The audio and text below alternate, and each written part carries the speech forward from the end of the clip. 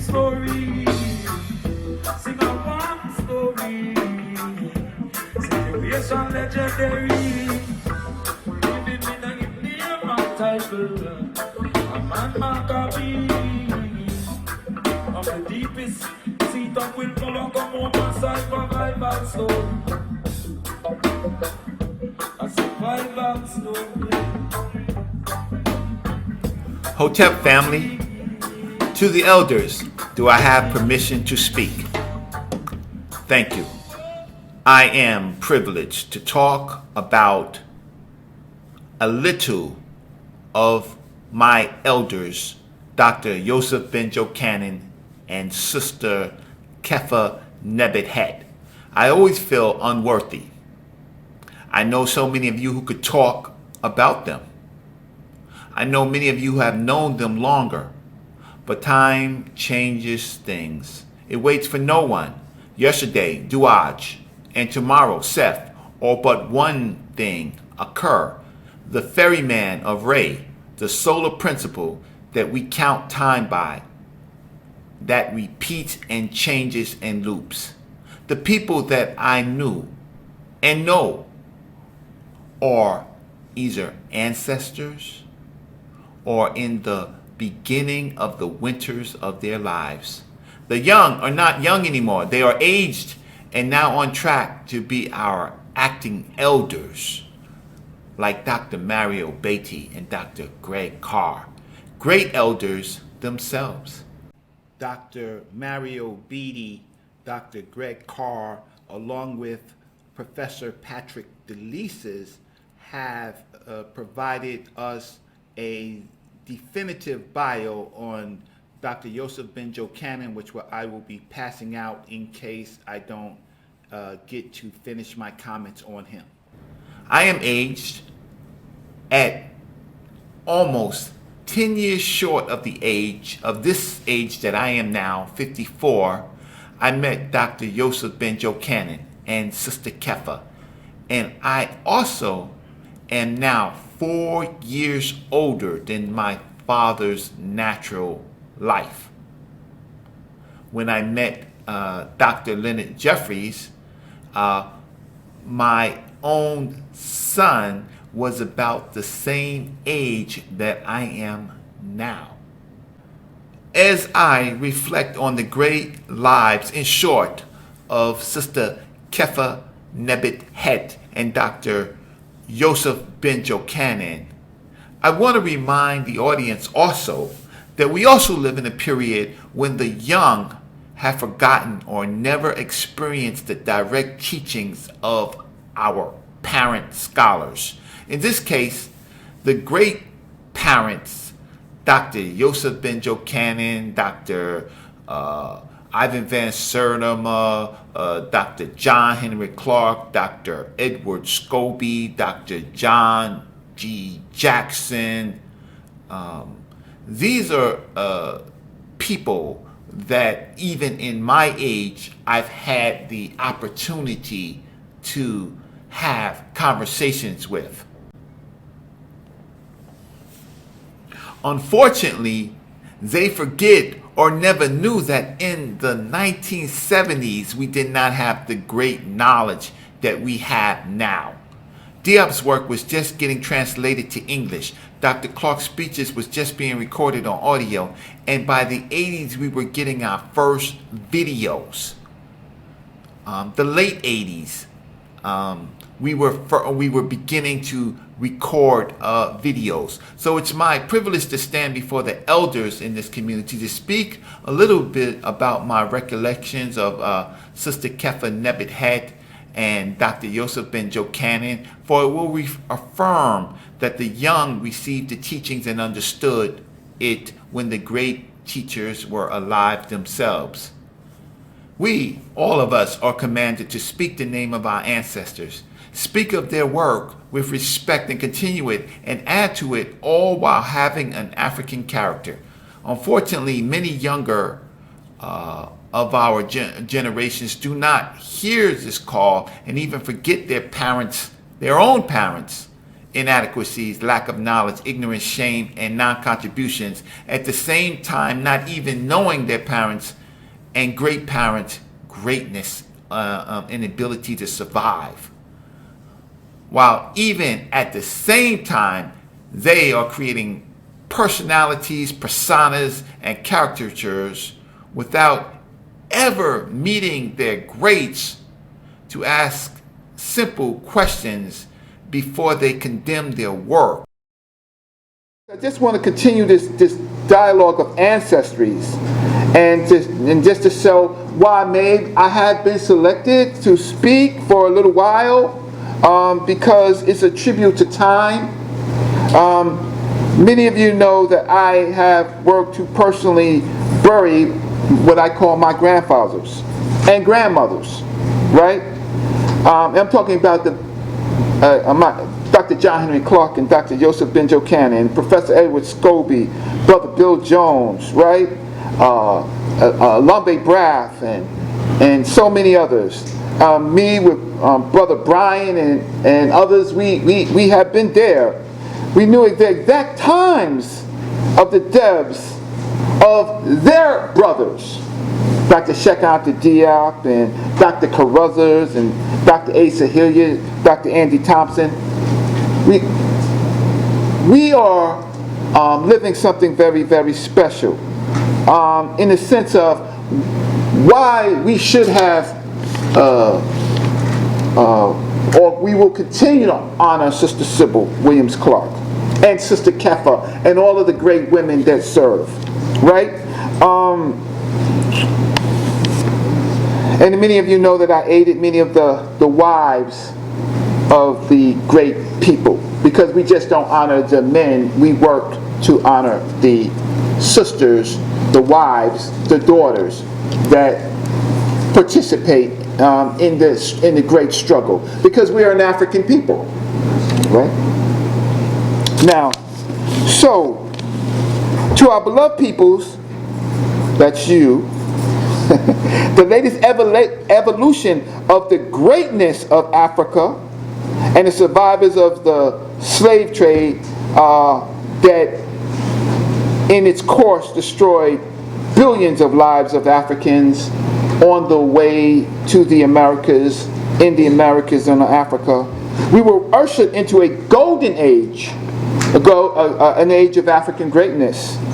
In less than 100 years, of all the things that that happened to us in the last 100 years or so, we were ushered into a golden age by the man who we give honor to, Dr. John Henry Clark.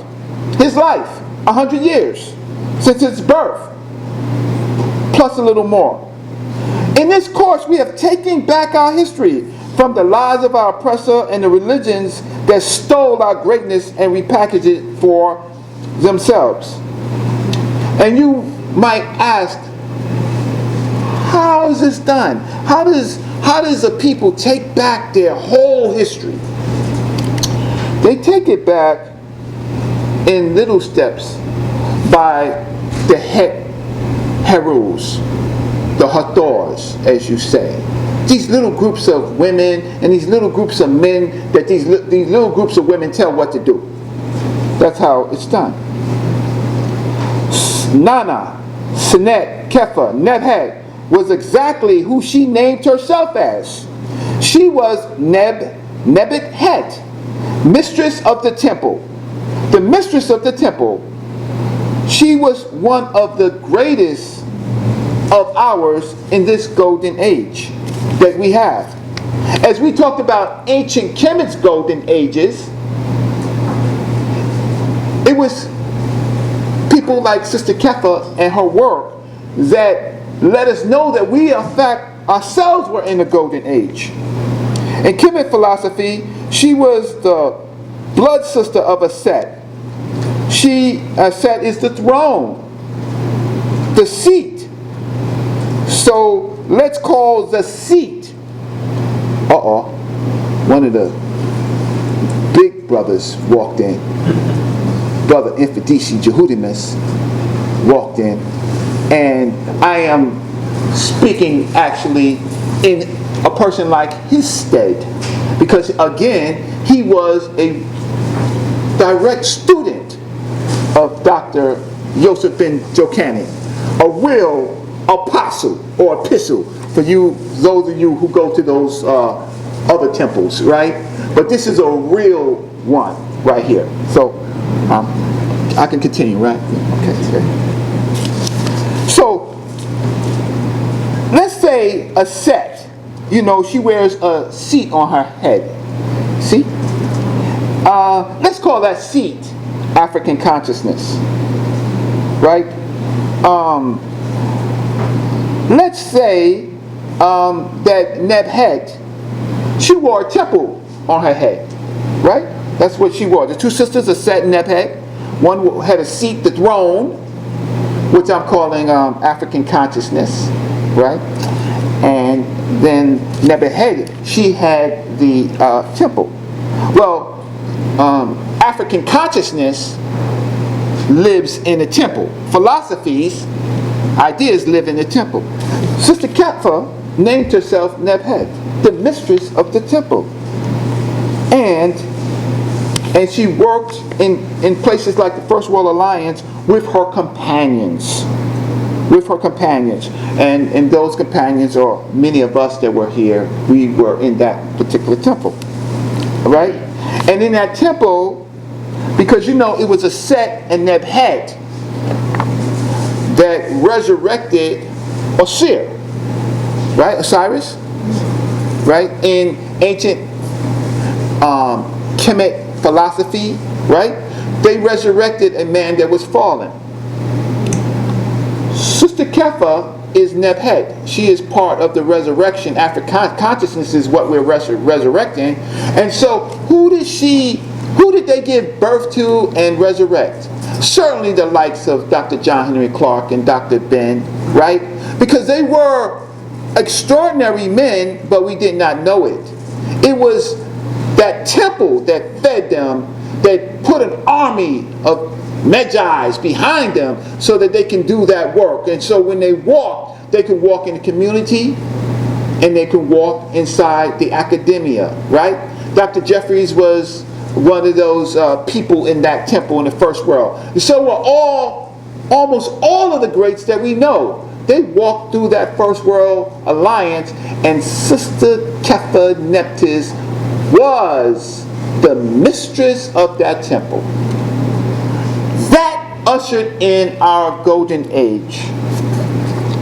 I still got some time. All right.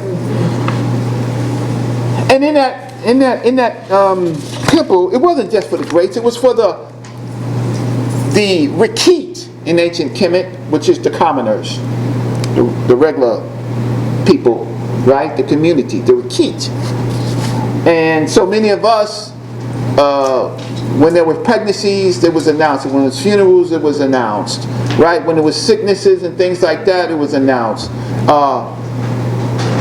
That was our temple for our people, done the right way. It was a model for how our movement should operate. Everybody was announced. A pregnancy was announced. A marriage was announced. And Sister or Sinet Kepha Nebat, she resided over that. She made the announcement. She asked for you to come up. What a great person that we had who honored so many of us. And if I'm sounding churchy, it's not because I'm sounding churchy. I'm sounding like the church copied how we mourn and talk about our ancestors. Because Nebat, remember, Ascac, I'm saying, is African consciousness, and Nebat is the temple. Nebat in ancient Kemetic philosophy and concepts was the greatest mourner of Osir. The death of Osir, which is our philosophy, our culture, our cosmology, our spirituality, now I'm in trouble. Now the big boys are in the room, right? So after Infidisi comes in, here comes Dr. Jeffries, Leonard Jeffries, and he's walking in with a brother. he looks continental. He looks like a Nana. Nana and Katia. Oh, he looks so since I've been to that place, I know how these people walk. And so Dr. Jeffries, he walks in like he's from Ghana too, because he's a Nana, right? So once I seen the Dr. J, but then I seen, oh shoot, there's the parent of us on that side, right? So Dr. Jeffries, give him a round of applause. Let him know that he's here.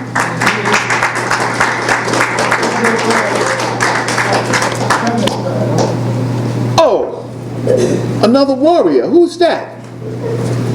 Oh, so you know what it is? This is the time that you're supposed to come to the event when you want to be honored, right? So you come in late all at this time, all right? I'm talking about Sister Kepha Nebat, the mistress of the temple of African consciousness, a temple that resurrected and gave birth, because all temples are female. I hope you all know that. All temples have a dome on it. Did y'all realize that? And what's that dome for? Anybody? Huh? What? That dome is for pregnancy. People are born in temples and resurrected in temples.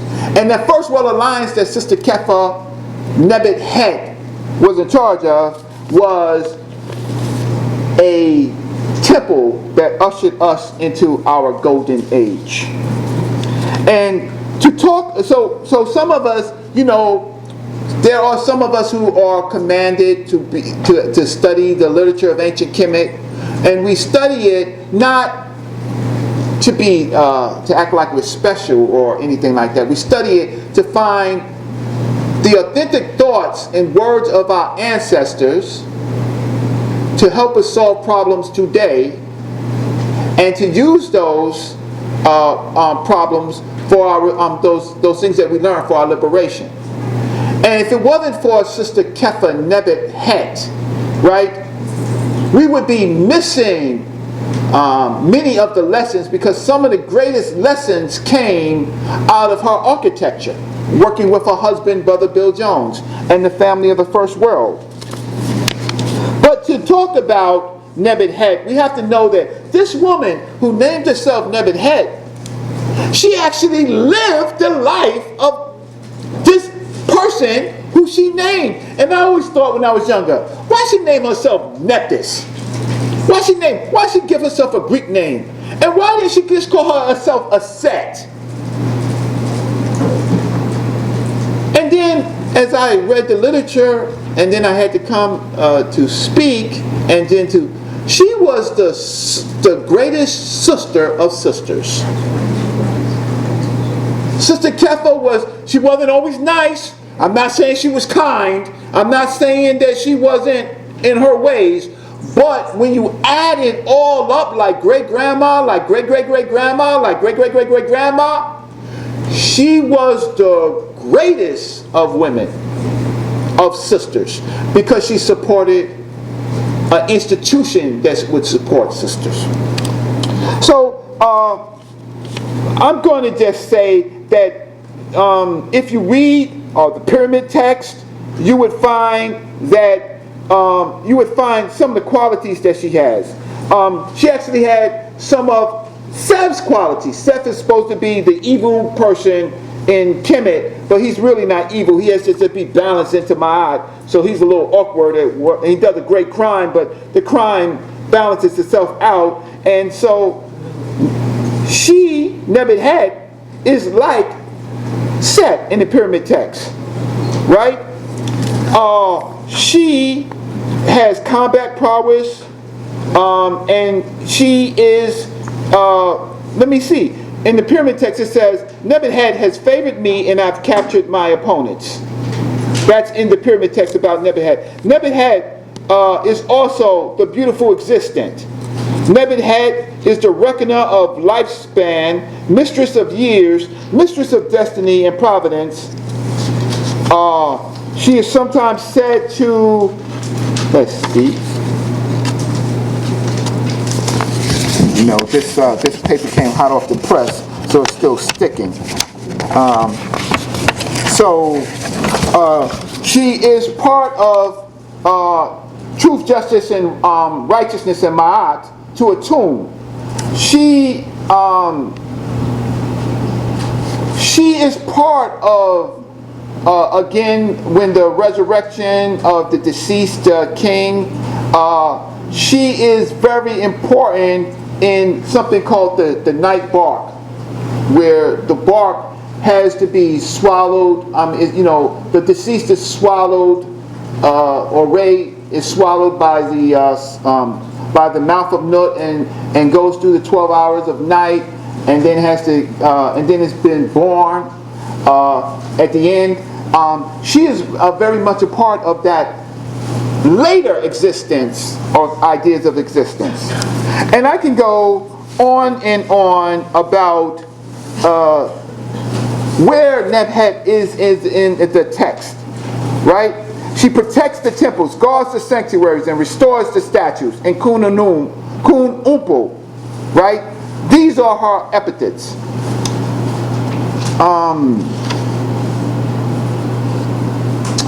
I want to close on Sister Kepha, that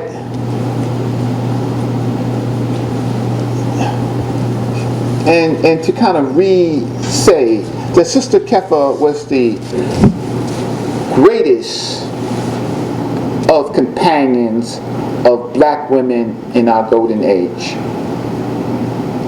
And she had many companions like Sister Sybil, right, who is deceased. And she nurtured others like Sister Gertrude, Dr. Ben's wife, and others. Many of you know those difficulties, right? Where there's the great Dr. Joseph Ben Jochanan, and then there's Sister Gertrude, right? Who's quiet, unassuming, right? But is the wife of this great man, and Dr. Ben is out dancing and being this great man, and Sister Gertrude is in the shadow. But it was people like Sister Kepha who made Sister Gertrude a very, very important part of our lives. She is the greatest of sisters. Read Nile Valley culture to understand who this woman is that ushered us into this golden age. Dr. Joseph Ben Jochanan, there are others here who can say more, so I'm not going to say much about Dr. Joseph Ben Jochanan, except for, we come from the foothills of the mountains of the moon where God happy dwelt. That is one of his greatest profound thoughts. His other greatest profound thought is, heaven is in between a black woman's legs. It is utterly profound, right? Reading the text and understanding it will do us very good. And so I'll close for now. Thanks very much for your time, because the heavyweights are here. I'm just the beginning of the topic. Hotep. Hotep family. It is always a pleasure to join the family at important moments, and certainly honoring our ancestors is one of the most important things we have to do. And even though I don't have my queen with me at this moment, she's taking a helicopter here, so she may arrive at any moment. That's Dr. Rosalind Jeffries, Nana Abibio. Most of you know that we've been very close to our brothers and sisters in Ghana, and Dr. Ben linked us to Egypt. Dr. Clark linked us to Ghana. And so when the First World Alliance was born with Mother Kepha and Brother Bill, they made sure that we kept that connection. Dr. Clark made sure we got to Ghana and paid our respects, because he was told that he was one of the Ga people of Ghana. And so his partner at the end of his life was Sister Sybil Williams Clark, and they went to Ghana with all of the glory and all of the prestige that they could muster. And one of the great queen mothers of the period in terms of our consciousness, of course, was Mother Kepha. And so she was able to span both sides of the continent. She connected with Dr. Clark, so that linked her to West Africa. She connected to Dr. Ben, and that linked her to Kemet. And so we were blessed to have this sister up from the south. And I know most of you have southern origins. If you weren't lucky enough to come up from the African-American South, then you go further south and then you're in those islands. And I know that the rest of y'all come up from some of those islands. We might even have some of you who went further south into South America, the Guyanas. I know we ain't got no Brazilians here because I'm looking at you and I don't see no Brazilians.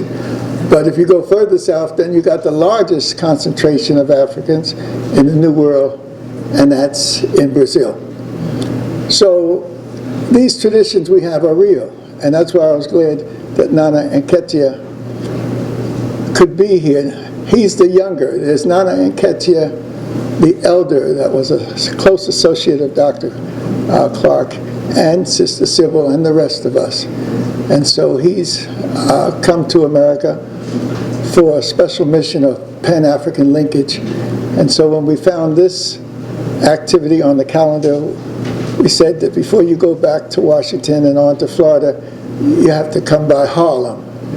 And so thanks to those of you in Ascac, Sister Latrella, and all of our leaders, we have this activity that we have today.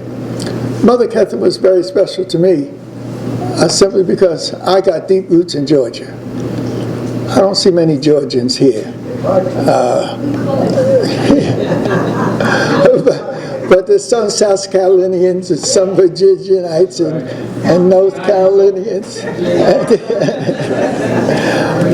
But we have to appreciate someone coming up from South Carolina or from Georgia like Mother Kepha and finding their way to the Big Apple and negotiating it successfully. And Brother Reggie was telling you how she moved into the consciousness with Dr. Ben and she just provided a queen mother for Dr. Ben. And however, she had to negotiate New York first, so she had to become part of the people who could survive New York. And with Brother Bill, they were able to find their way in the union movement, taking care of business. And then in the late 70s, that's when Dr. Ben put his magic onto their experience. And so they opened up a consciousness for the world. First World Alliance was first not just in New York, it was first in these United States. It was first in the Caribbean. It bounced back to Africa. It was first in England. All of these places replicated the First World Alliance formula of passing the information not on to the elites, the people getting their PhDs, their BBDs and whatever, but passing the knowledge on to the masses of our people. So we had to give thanks that the sister was seriously attached to our local folks. Brother Bill was attached to our local folks, and she was able to tolerate not only working in the union industry, but it's hard working out here with y'all. I mean, y'all is very frustrating, and luckily we have what I call our sacred mission, and that means we're going to bring that truth no matter what. No matter what you do to us, no matter what we're suffering, we're going to bring that sacred mission. And so some of you have been able to record it. I'm looking at Brother Gil Chris, and so we have a record of it. Some have been able to institutionalize it. I'm looking at my brother Enfidisi. He's been able to make it a part of our history in real ways. Some, like Brother Reggie, were force-fed it. It wasn't easy to give Africanness to Reggie. It was a resistance. he let me know that he really was from the projects in the Bronx. I said, brother, that's a way station. You got to get into your Africanness. And he had other thoughts, but he became one of our greatest source of passing the knowledge on to the young men. He became the leader of the Sons of Africa. You talk about 50, 60 brothers who were trying to be followers of Dr. Ben, Dr. Clark, Mother Kepha, and Sister Sybil, and others. So our brother, Dr. Katia, is not only a traditional leader, he's also an enormous Pan-Africanist. At one point, he was the chair of the executive committee of our hotel. He was at the University of Cape Coast, but his people called him to come to the traditional home where he had roots. And so he went to the Sekondi, Takoradi area to undertake a traditional rulership. So he brought to it a Pan-African consciousness. He brought to it a desire for education. He brought to it a linkage to us. And so, and the traditional structure gave him a status, an understanding of his people, and his uncle was just a wonderful figure. We were in the bathroom. When was it? We were in the big space next door here called the Schomburg Center, and they had a program called Black Campus and Revolution. And they had some people on the stage, including an outstanding scholar, Dr. Bracey from University of Massachusetts, a young scholar from one of our institutions, and a sister. And so when I went in the bathroom to relieve myself, not to take no dope or none of those things that you're always prone to do, but just to relieve myself, Brother Bracey went in there, too. And so here's two older scholars. Bracey got white hair, white beard and whatnot. After we did what we were supposed to do, then he says, I have something for you. And so when we went out the bathroom, he went to his table and pulled out a photo of one of our greats, Dr. Chancellor Williams, and Nana and Ketia's uncle, Nana and Katia the fourth. And Chancellor Williams was in the chair, and Nana was standing over him. And then what Bracey said was that not only did they know each other, but Bracey knew Nana and Katia when he was in the Massachusetts area, and he was teaching in the college there. So I'm saying we're connected. And Mother Kepha knew it best. She appreciated her Georgia roots. She appreciated Dr. Clark and West Africa. And she had the courage to follow Dr. Ben to the Nile.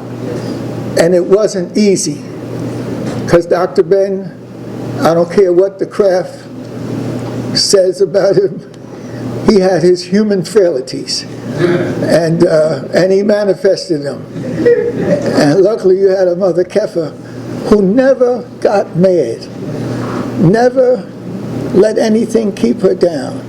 She could hold up the Dr. Bens and the Dr. Clarks and the Dr. Lens.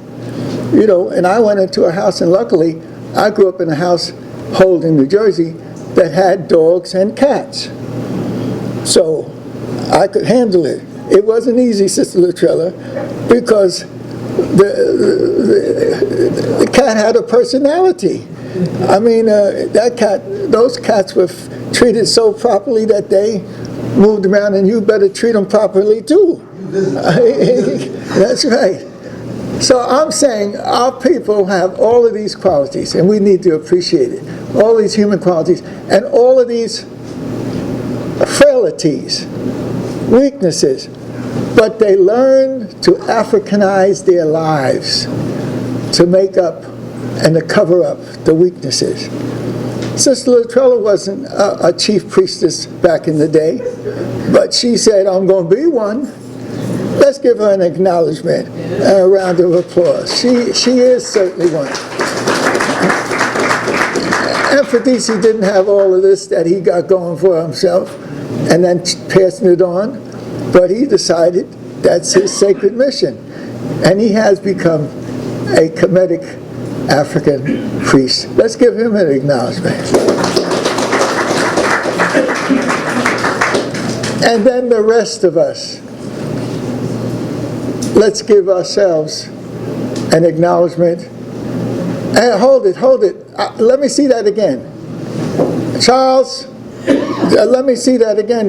You all did it so fast, I didn't. Handshake, let me see that handshake. The brotherhood coming together. Hey. So you got two brothers who have a strong personality and consciousness, and Sister Kepha brought them together here today. And then because we are who we are, they are treating each other like fellow kindred spirits in the struggle. Appreciate it, Reggie. Appreciate it, Charles. Now, the brotherhood, sisterhood that we've been a part of is complemented by this brother here. He's going home soon, but I want him to give us some words of wisdom, whatever he feels is appropriate. And see, this is our last day together. So he'll have some relief from the pressure that Jeffries puts on you. And when he gets home, he'll say, I was with Dr. J, but do you know all the shit that he's doing in and out of here and there and everywhere? Nana and Katia, welcome to New York and to Harlem.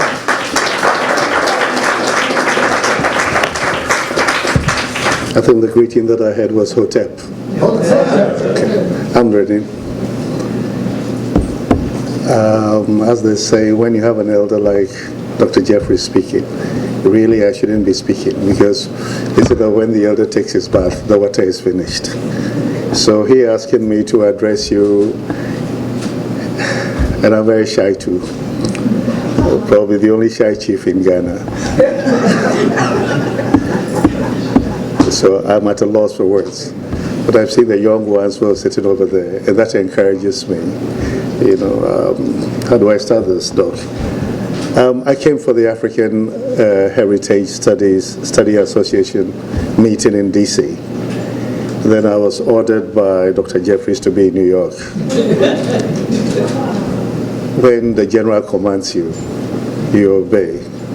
So here I am, and he's teaching me Harlem. You know, we've been here in the night. I've seen the lights of Harlem, and I've come during the day and seen the sunshine on Harlem. But most interestingly for me was that I think I'm a relatively very lucky human being, and there's a reason for it. When I was very young, I had a lot of African Americans around me. I didn't know that they were different from us. All that I knew was that they called them Negroes, and we were Africans. It's so funny. Now that I can think back, it's so funny. Then, of course, we went through a period, and then one day I had Malcolm's autobiography land on my lap. That changed my world. That's right. I could not believe that someone had gone through that experience and made me start seeing the world from another perspective. But I was still reading, educating myself. Whether educating or miseducating, that's another matter, but it was more of a miseducation. Then my predecessor, who was very close to Malcolm, Maya Angelou, just name them, very, very close to them, and happened to have taught at Amherst, passed on. I wasn't in Ghana, but later on I was just going through his library. I didn't see what book I wanted. Then I saw a book, finally. I think the book came out to me, written by John Henry Clark. I didn't know what he was or what he is at the time. So, well, Notes of an African World Revolution. Let me just pick it up, put it somewhere. Then one day I started reading. Then I realized that my head had been screwed. It's been turned upside down. But it made me start questioning things, everything that we've been in. And if there's anybody, even though I lived in Africa, followed the path of my culture, and so on and so forth, I wasn't an African. It was Clark who started turning my mind and so on. And I came across a few people, but one of the special people that I came across was Dr. J. You know, Pan-Africanism is not an intellectual, it's a religion. It's as simple as ABC. And then in front of the Cape Coast, I used to chair the Museums and Monuments Board in Ghana, and then all kinds of silly things. But one day when we did the march, for those of you who've been in Cape Coast before, and we got to the door, and we were going to knock on it, we needed somebody to stand up and speak. I was with a young man called, well, he's still young. I knew Cohen when his hair was black. It's now all gray. I said, he says, Dr. Jeffries. So he stood on a car. And there he mesmerized the whole crowd and said, this is our sacred mission. The sacred mission is all about Africa. It's about liberating the human being from the oppressors. It's about being African. In itself is liberation, but it sets you a duty, and the duty of liberating others. Oppressors have so much things in control. In Africa, part of the problem is that you don't laugh with borrowed teeth. On the whole continent, we are trying to smile with Eurocentrism all over the place. And sometimes I question people. When you say president, I was just asking some young boys, how do you say the word president or your excellency in your language? And they don't know. I said, in my culture, for example, when you use red, it has a special significance. So why do you put a red carpet for me when I'm coming? Who designed all these things? So we're living in the world designed by someone, and we're trying to fix ourselves in it. The only way to do it is to deconstruct. I was with, I listened to the first speaker. Repeat that again. I think these folks are asleep. No, they're not sleeping. We'll get them. I was listening to the first speaker of the South African, after Mandela, when Mandela came on, the first speaker of parliament, an Indian African, or an African Indian. And he was talking about the world, says, some people have even defined the globe in such a way that they have a Far East and a Middle East. Middle East of what? And Far East from where? But these are things you don't think about.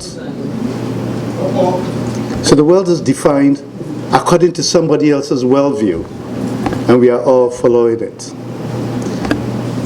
In course of that, I learned a few things from people like Wade Nobles, you know, Dr. J himself, Professor Small, Naeem Akbar, whom I've not met, Issa Hilliard, and others. And it confirmed what one Ghanaian writer wrote. And please, when I use the word Ghanaian, please forgive me. There are two ways to it. Well, I'm proud that that territory decided to name itself, because we have the right to name ourselves Ghana. At least we are not holding to the name given to us by one of the oppressors. But at the same time too, I know that using the name or the word Ghana is an affirmation of the 1884, 1885 Berlin divisions. So there are two ways, the pride and the shame. But the most important thing from Ayikoyama is that he says Africa can only be understood through Egypt. Say that And again? so Africa can only be understood through Egypt, through Kemet. So brother, I was very happy to come and hear a bit of your talk. The only way Africa can be saved is through the knowledge you have here and coming to Africa and streaming our consciousness. We are asleep. We are sedated. We walk through the roles and don't even understand the roles that we play.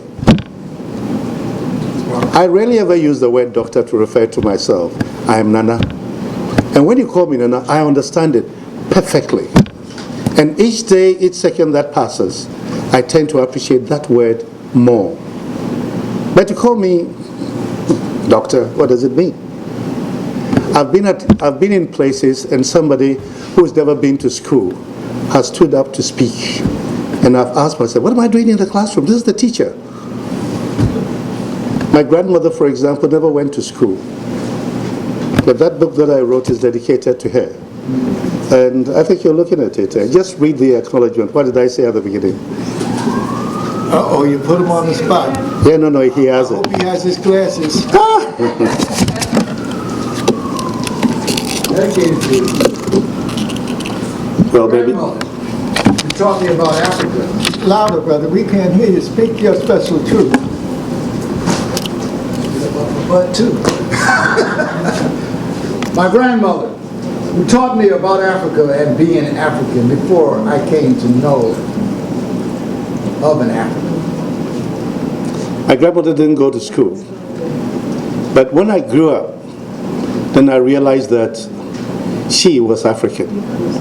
And that whatever I am, it was due to her understanding of our situation. We've been divided for too long. And we tend to cling to the divisions. Eurocentrism and all the teachings are meant to divide us. And once we've been enslaved because of divisions. We've been colonized because of divisions. There's a mistake. We don't learn from this. And when you learn from it, automatically you become Pan-African. It took you being here to look at the continent and realize that we are one. Down there, since what, 1960, they've been fighting over African unity because they are using the same means that was used to colonize us to try to unite. It won't work. We need to deconstruct. You all here. There was a lady I saw, they say, hug me. Thank you very much. You know, we are people who live in hugs. We live in relationships.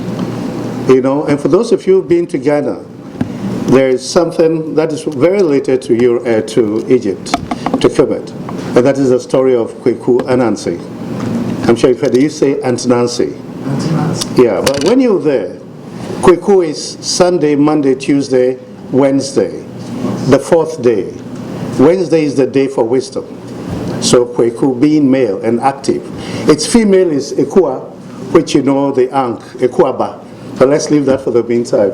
Lady Rosalind Jeffries is here, so she's better at it than I am. Then you go to Kweku. Then the second word is Anansi. But Anansi can be broken down into Kweku 4. Anan, which is 4.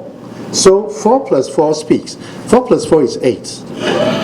The symbol of eternity. All right. Okay. The spider, it is shaped like an 8. How many legs does it have? 8. Yes.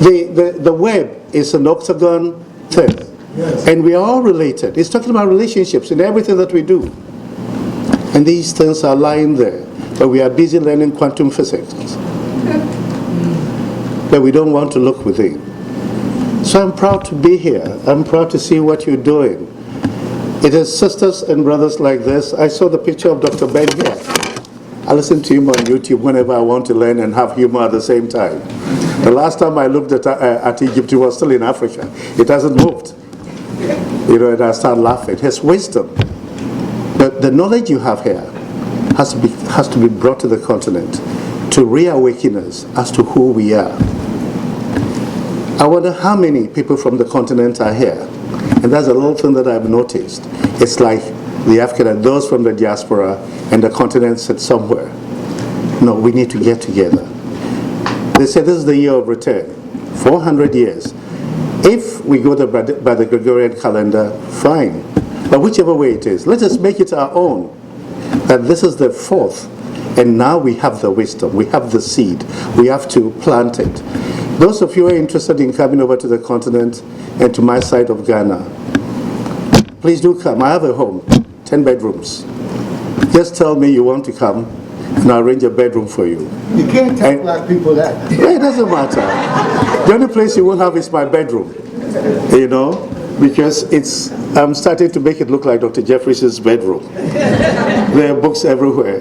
But on the more serious side, I want to see, I'm arranging for some land. If it does work, I don't want a penny.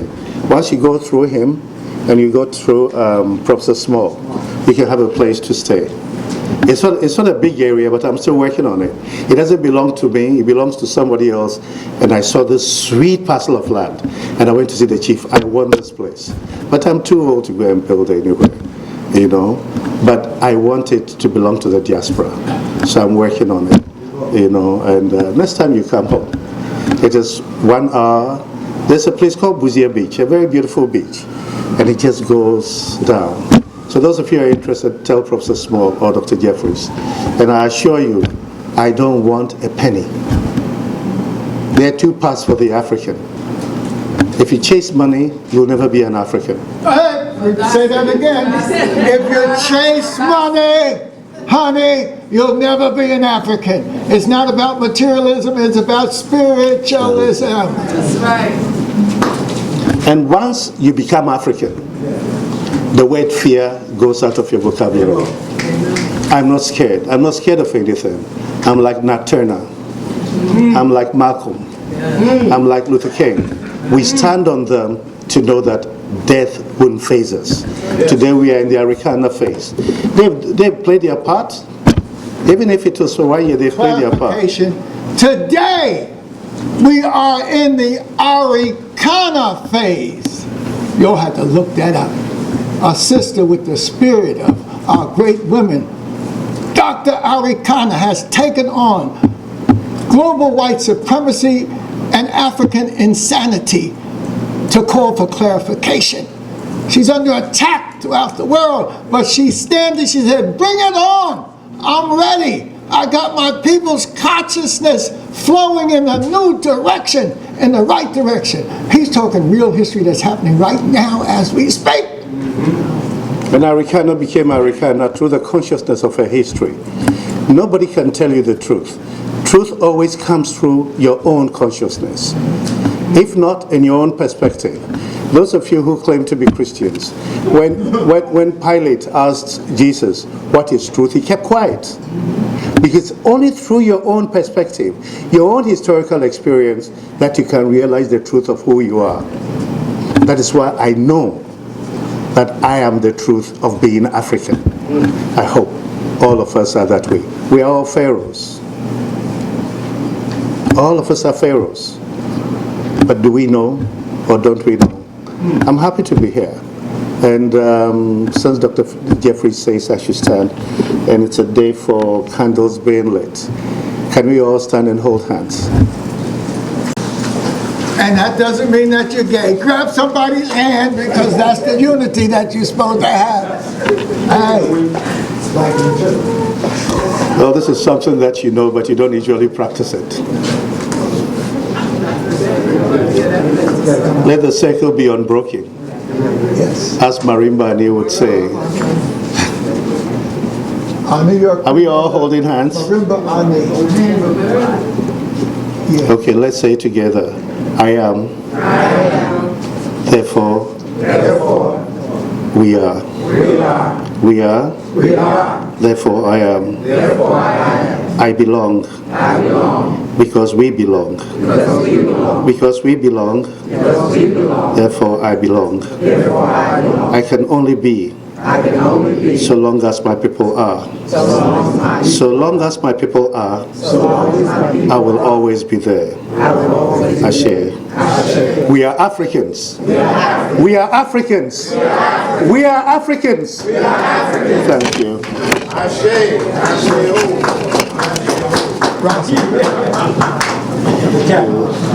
Sister, you forced me to talk. Okay. Dr. Jeffries. Yes, thank you, brother. Thank you. Without any introduction,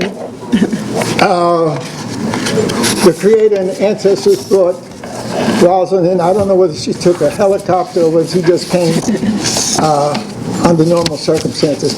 But this month, November, we'll be celebrating our more than 55 years together. So if you see a Dr. J doing his thing, you need to know he's had a partner in this struggle, in this awakening, in this renaissance. Born and raised a few feet away from here in Harlem Hospital, married down the street a few blocks, educated further down the street at Hunter College, put some icing on the cake at Yale University. And she's a pioneer. She's the first person of our group that went to Africa in 1960. I followed her in 1961, and then we met, hooked up in 64, and the rest is history. It ain't been easy. It ain't been a cakewalk, because she's too spiritual to allow craziness to be around her. So she's had to chase the crazy spirits away from me. But I want to give thanks to our female members of our family. I want to give thanks to Latrella, who was able to drag me out of the comfort of Teaneck and take me down into the woods in central Jersey and to the grave, the unmarked grave of Mother Kepha. And we did our spiritual thing there. So we got to get our resources together to bring her up out of there and put her in one of our large cemeteries here. So that's the responsibility. Latrella's going to work on y'all. We've got to come up with some money. So stop buying these Gucci bags and these sneakers and whatnot. Save it so we can do something for Mother Kepha. Dr. Rosalind Jeffries, her African name is Nana Abibio.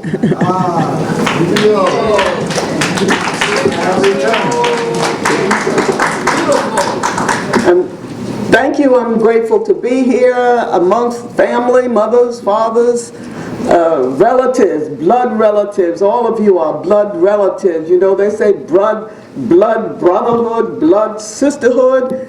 When you think alike, they say that even impacts your genome, epigenetics. And indeed, those are the things that we learned from the Aquaba doll, that the woman that was getting older in age and wanted to have a child, she carried around the Aquaba doll, the wooden image, in her garment. And as she looked in the circular form of the head that was like the continuing lunar cycles that was circulating, went back into nature, which is the epigenetic aspect of things, then those things in time cycles that were put into words became part of a living reality. And so therefore we are so grateful for Nana and Katia to be here. I have been working with the symbols and signs for a long time. We remember, all of you remember, when Leonard brought at City College Dr. Nunu, Richard Nunu, who was over the museums and monuments. And he came here trying to do research to trace back up at Parting Ways. That was the name of the project, up at Plymouth, Massachusetts. And he was able to find that those early people that came to America at Plymouth Rock, that amongst them was an Akan, a person from Ghana in antiquity. And he said found the name Kumani there. He said, no, that Kumani and Kufi, those are names from Ghana. And not only that, we remember too that down at the African burial ground, we had the whole burial ground chart, and we had the Adinkra symbols there. Thus, the more you need to buy the book of Nana Nketia so that you can pick up things. And you may say, well, I know this, that, and the other, because I know NCA had a whole chest full of Adinkra symbols in a t-shirt. And we were wearing that for a while, you know, too, and still wearing it. Other organizations, I still have little t-shirts and things. I got stuff in my bag too, where there are things but you know, that was part of my research that I did for my PhD, was to go and to look at those symbols, because it was Arthur Caraway, a well-known artist in the East Coast, who had exhibited in museums, but he spent time in South Africa. He was in the Congo during the time of Lumumba, but he did his main work with the Museum of Monuments in Ghana, and also went up country to live in some of the thatch huts and the mud dwellings, etc. And he was doing research on the Adinkra symbols. And so too, in my dissertation that I wrote for Yale University, I was talking about his findings, because the two people that I worked with was two. One, Houston Conwell, whose work is on the ceiling floor upstairs in the Schomburg Library, and also the grounding, the floor plan for the burial ground, so that those symbols were around with African Americans back in those 17th century graves, and so that we are doing things and copying things, but we didn't have the dimension. And the dimension you can find in Nana Nkechia's book.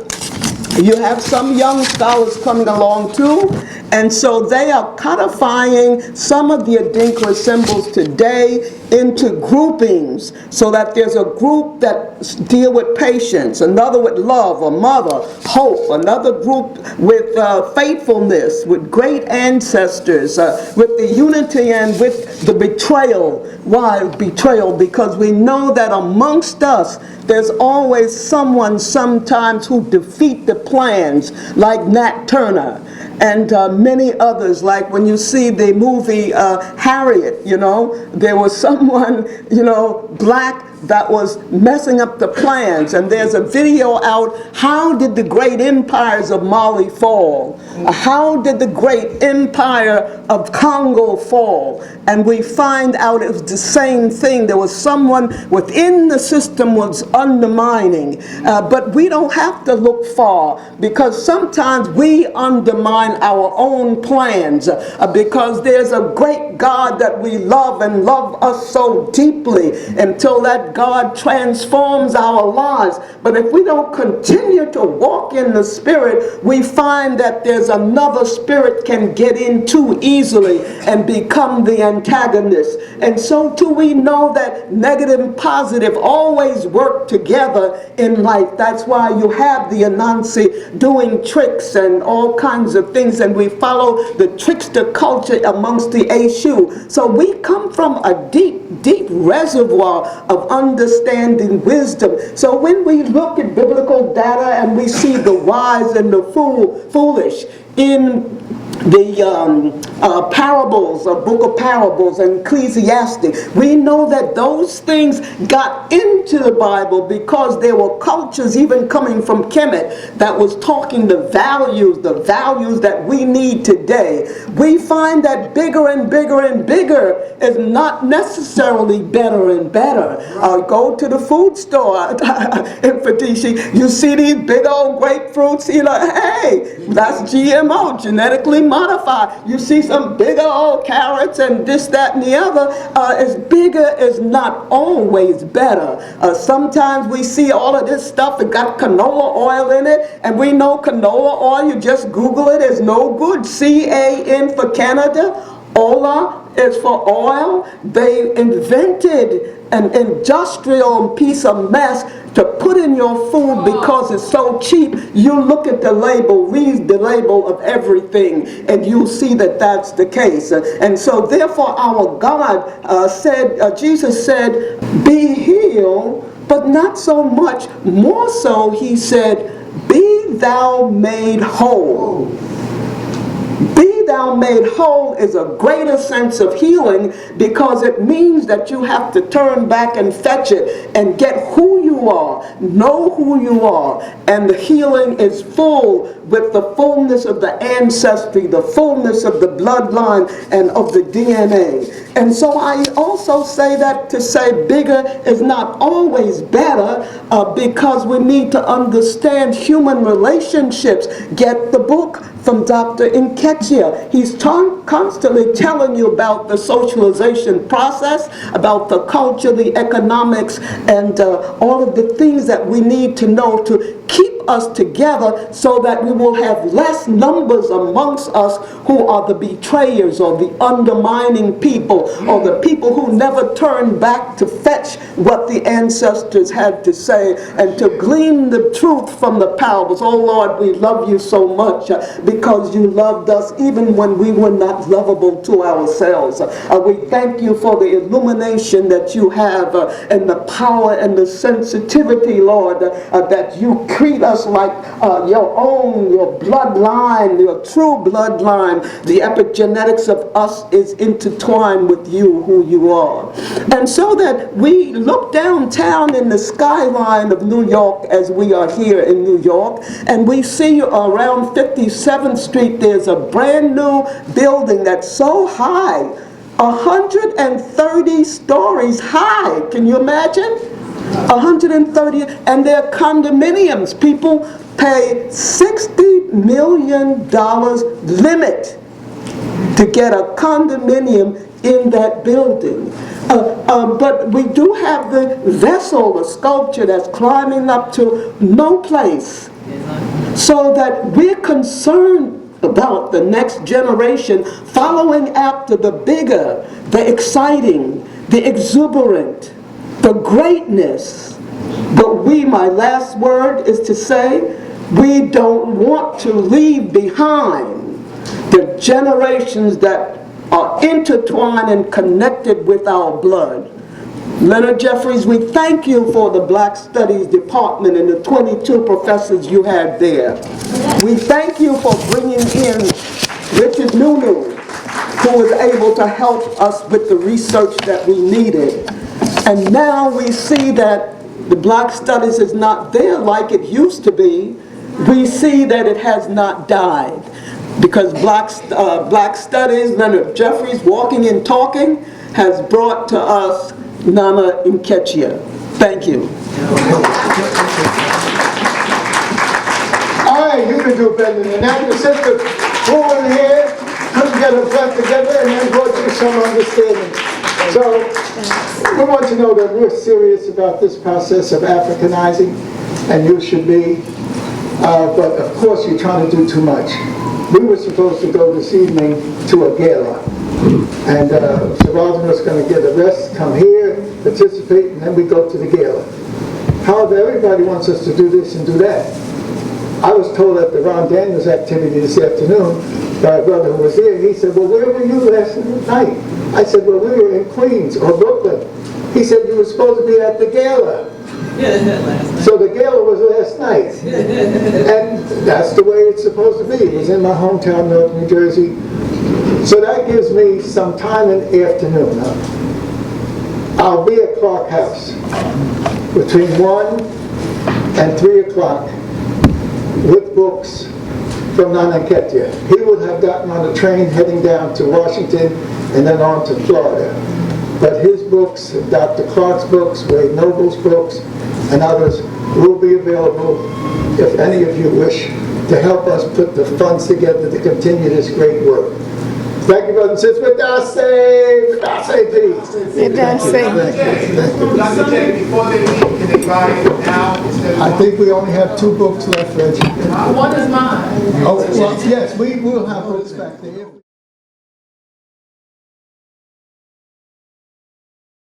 Have to go outside. Okay. Thank you, Dr. Jeffries, Dr. Rosalind Jeffries, and thank you, Nana Nketia. Now we have one of our elders who will come and read us something, Sister Vina Baker.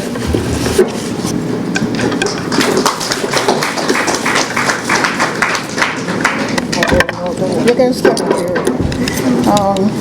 Since Dr. Clark's passing, Ascac Eastern Region has been having these, what you call it? Tribute. And each year, each another person is memorialized and remembered. And at the 30th anniversary conference of Ascac, I just want to read something that our president, Mario Beatty, mentioned. At that conference, Sister Mother Kepha and Dr. Ben were honored. So I'm just going to read what he said. These are not my words. He said, it was the 30th conference of Ascac, and he said, at this conference, we are providing a special tribute and honor to another one of the founders of Ascac, the great Dr. Joseph Ben Yahaganukar and Sister Kepha Nephthys, whose tireless organizing in the First World Alliance in Harlem, New York, has spread African-centered information and knowledge and influenced countless members of Africans around the world. Dr. Ben holds a special place in our genealogy as being the consummate intellectual warrior, boldly and unapologetically looking to the storehouse of the African past for guidance to reunite, restore, and renew the historical, social, and cultural integrity and humanity of African people and usher in the African Renaissance. Dr. Ben was at the forefront of guiding the African community to systematically research Nile Valley civilizations in the 20th century, and without his tremendous intellectual contribution, both in terms of scholarship and training, students in the academy and community, Ascac would not exist. As we honor Dr. Ben as a speaker and doer of Ma'at, we are honoring the best in ourselves as African people.